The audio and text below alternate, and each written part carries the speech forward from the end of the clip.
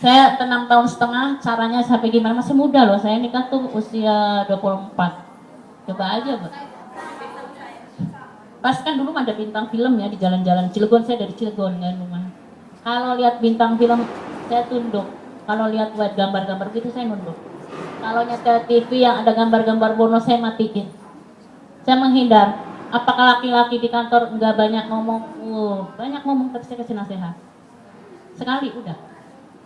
Jadi memang resiko jauh sama suami itu banyak. Pasti Mbak juga begitu kan? Pasti. Banyak itu resiko. Tapi yang namanya wanita tangguh, loh awas dong, ada wanita tangguh. Wanita yang hebat, wanita yang lemah lembut, wanita yang pandai bicara, jangan dengan kalimat kasar. Tapi katakanlah, bahwa saya katakan begini Mbak, karena anak saya sekolah TK, dia juga sama-sama nganterin anak, Pak, saya punya anak, Bapak punya anak.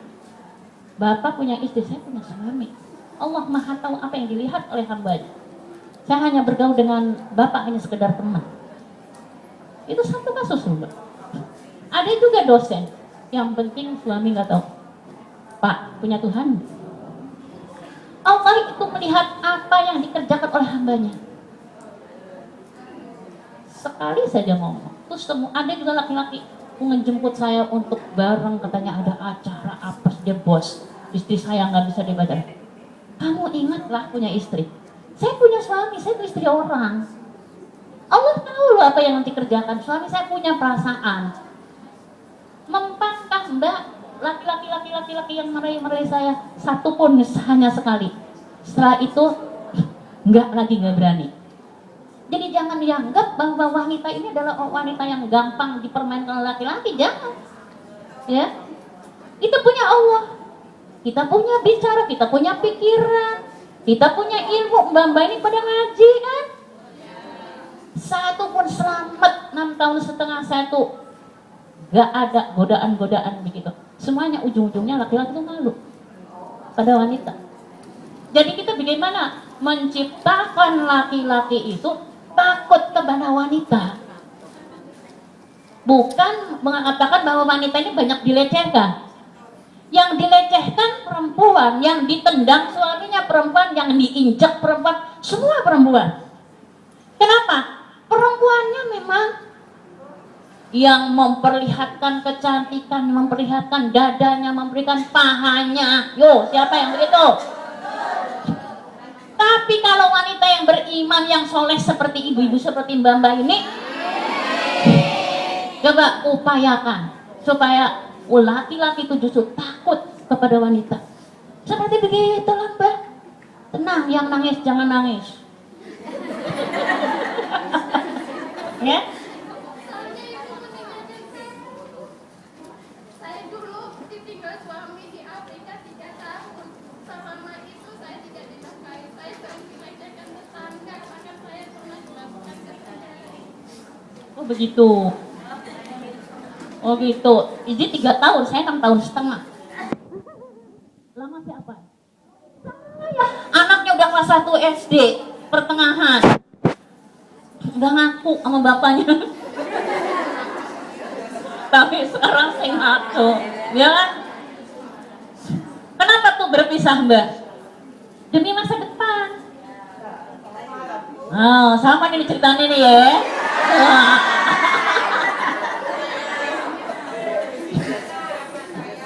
Suami saya mencari ilmu, dia udah dokter sekarang ini udah profesor. Saya yang dikasih kandungan.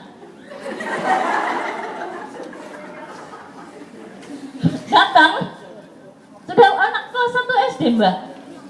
Setelah itu saya berdoa sama Allah, mudah-mudahan saya cepat punya anak. Berbet Mbak. Nih, suami saya datang tahun 90, 91 saya ngelahirin, 93 saya ngelahirin, 97 ngelahirin. Berapa ya?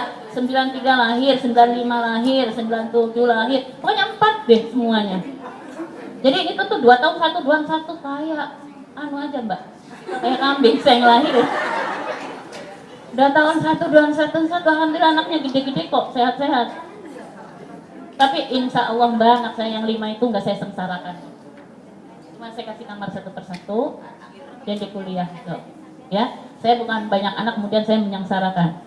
Karena jangan anak sengsara karena orang tua, jangan juga orang tua sengsara karena anak. Sekarang anak kita yang ditinggalkan di Indonesia itu sengsara enggak? Suami kita yang kita tinggalkan sengsara enggak? Ayo, 2 dosa, ninggalin suami, ninggalin. Ayo. Ayo. Pikir.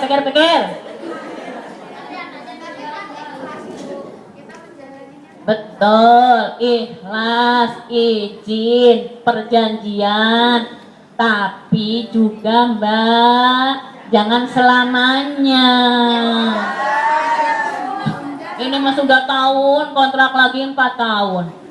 4 tahun, enak tambah lagi 6 tahun. Terus aja kurang aja. Mbak yo, anak itu saya aja merasa dosa Mbak. Begitu anak itu kita lahirkan, kita didik yang kemarin udah sampai kita bangun segala macam itu Mbak ya. Sebetulnya ketika pagi itu menginginkan hak anak loh. Untuk ketika berjalan sekolah, orang tuanya mendoakan. Ketika dia datang disambutlah dengan ibunya. Ketika maghrib baca Quran pengenlah ibunya yang ngajarin. Si anak itu menginginkan ibu bapaknya ada di sampingnya dan sholat berjamaah. Hak anak loh Mbak. Coba kita yang sudah jebol, hak suami hilang, hak anak hilang. Betapa si anak di sininya nih loh Mbak. Ya Allah, saya pengen dielus sama mama saya. Saya pengen ngaji bersama mama saya. Ketika makan pengen makan disuapin mama. Ketika dia sekolah bawa rapot kicit-kicit pulang mama, anak kalau kan biasanya gini, mama, rapotnya bagus mama. Tapi gimana kau mama? Kenapa mamaku enggak pulang-pulang, kapan aku dibelai? Nah, tugas siapa itu yang membelai anak Mbak? Ayo. Mertua itu nenek. Ya. Tugas seorang ibu adalah memberikan contoh kepada anaknya. Sekolahan yang pertama itu adalah ibu. Dalam bahasa Indonesia itu yang disebut bahasa ibu, bukan bahasa bapak. Anak itu kalau sakit nggak ada yang namanya mau bapaknya, maunya kelek ibunya. Betul nggak Bu? Kelek ibunya itu lebih hangat. Kelek ibu inilah yang anak panas itu jika dikempit itu apa biar adem. Panasnya nular ke ibunya. Ini loh yang sebenarnya tugas ibu itu. Ya. Jadi Allah menciptakan kepada wanita yang berbeda. Tadi saya katakan itu hanya sekedar ngandung. Itu juga si anak itu terngiang-ngiang pengen suara mama, pengen dekapan mama, pengen ngaji sama mama, nilainya bagus pengen dilihat mama. Semua tingkahnya itu pengen dilihat mama, bukan pengen dilihat papa. Nomor 2 Mbak. Ya. Nah sekarang apa yang namanya anak soleh? Anak soleh itu yang nanti di akhirat tuh anak kita yang kita tinggalin bertahun-tahun itu Mbak, itu yang akan manggil, mamaku jangan di neraka. Mamaku jangan di neraka, saya nggak tega. Siapa yang narik? Anak. Tapi ketika si anak di neraka ditanya kenapa kamu ada di neraka? Si anak jawabannya Pak, saya tidak pernah sholat. Kenapa nggak sholat? Mama saya nggak pernah nyuruh saya sholat. Mama saya nggak pernah ngajarin baca Quran. Mama saya nggak pernah ngedidik bagaimana caranya puasa. Kemana mamahmu nak? Mamaku pergi jauh di sana. Yuk, dosa enggak Bu? Coba do pikir-pikir yuk. Yang namanya uang itu nggak akan puasnya. Perhatikan koruptor yang bebas, mobil gratis, rumah gratis, segala macam gratis, tapi korupsi. Inilah yang menunjukkan bahwa Allah itu nggak ada puas-puasnya. Puas itu di hati. Dengan anak soleh, suami yang soleh. Walaupun hidup sederhana, karena Allah mengatakan kewajiban suami memberikan makan, memberikan minum, memberikan pakaian secara kemampuan suami kita masih.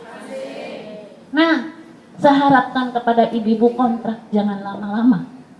Tapi kita mencari modal, membangun hidup bersama suami dengan anak kita yang merintih tiap saat, yang menginginkan kehadiran ibunya, bau rasa harum ibu, bau omongan ibu, nasihat ibu. Ini kita kembali Bu, tugas kita di dunia ini sama dengan laki-laki. Sholat sama pahalanya. Kalau sholat berjamaah sama pahalanya. Kalau puasa sama, haji sama. Hanya yang bedanya ini Bu, ibu kan paham ajan matu tahta aqdamil ummahat. Surga itu ada di kaki ibu. Tapi ibu yang bagaimana? Bu, ibu yang bagaimana? Ibu yang soleh. Ibu yang soleh itu yang kelihatan anak sedang meneladani. Ibunya sedang sholat. Betapa indahnya si anak menyaksikan ibu-ibunya baca selawat. Betapa indahnya ibunya sedang ngaji. Ilmunya ditularkan kepada anaknya. Ilmunya ditularkan kepada suaminya. Hidup soleh bersama anak dan suami. Itu lebih indah Mbak, Bu, ya. Jadi yang punya istri, punya suami, punya anak Mbak, kalau saya katakan Mbak, saya juga sama-sama sebagai wanita yang merasakan betapa anak itu menggugatnya. Karena ini haknya anak. Anak soleh itu bukan ujuk-ujuk menjadi anak soleh, tapi justru dari ibu yang memberikan kesolehan kepada anaknya. Ini loh Bu, yang nanti kita dituntut di akhirat. Apa yang kamu kerjakan setelah sholat dan lain sebagainya? Bagaimana anakmu yang anaknya menjadi sengsara, anak nakal, anaknya narkoba? Kenapa? Karena ibunya yang tidak tanggung jawab, menjauh dari anak. Nah ini loh Bu, kenapa ada kenakalan remaja? Kenapa itu label diberikan kepada anak? Nah justru ibu yang nanti ini bukan hanya di dunia, di akhirat kelak Bu akan dituntut oleh Allah Subhanahu wa Ta'ala. Ya Bu, maka jangan hidup sekali kemudian kita menyengsarakan anak. Ya Bu ya. Jadi Ibu sekalian, kita ini di sini di Hong Kong itu cari modal. Kita di sana itu jadi ustazah. Ngumpulin teman-teman kita pengajian yuk yang bener. Yuk kita perbaiki. Suami kita juga kita kasih modal dagang bersama. Yuk. Kita sudah punya modal. Jangan lagi perempuan kebanyakan beli tas, beli baju dan sebagainya. Kumpulin Bu selama 2 tahun masih kontrak. Kita pulang jangan lama-lama. Kita bangun bangsa kita. Bikin pengajian di sana. Didik anak kita biar bagus. Suami kita ajak jaga. Ya. Walaupun memang wanita itu tidak dilarang oleh Islam bekerja. Tidak dilarang. Tapi ibu-ibu sekalian jangan punya niatan yang lama ya Bu ya, gitulah Bu ya, jangan pada nangis lah Bu. Betul, kita ingat anak, makanya kita jangan lama. Ayo pulang yuk. Nah, ayo kita pada dagang yuk di sana. Dagang apa sih? Kan ini udah kursus online pecel. Waktunya semenit. 5 menit lagi ya Bu ya. Belum kasusnya kita berbagai masalah. Kalau begitu kapan menyempurnakan iman Bu? Kalau kita selalu berhadapan dengan yang najis. Aulahunna biturab. Salah satu untuk menghilangkan najis itu adalah salah satunya dengan debu. Ini yang saya pengen mengadakan penelitian tentang kenapa di sini ada sabun toharoh. Itu saya yang pengen meneliti Mbak. Mudah-mudahan diterima penelitian saya. Tapi belum saya bikin penelitian nasional. Saya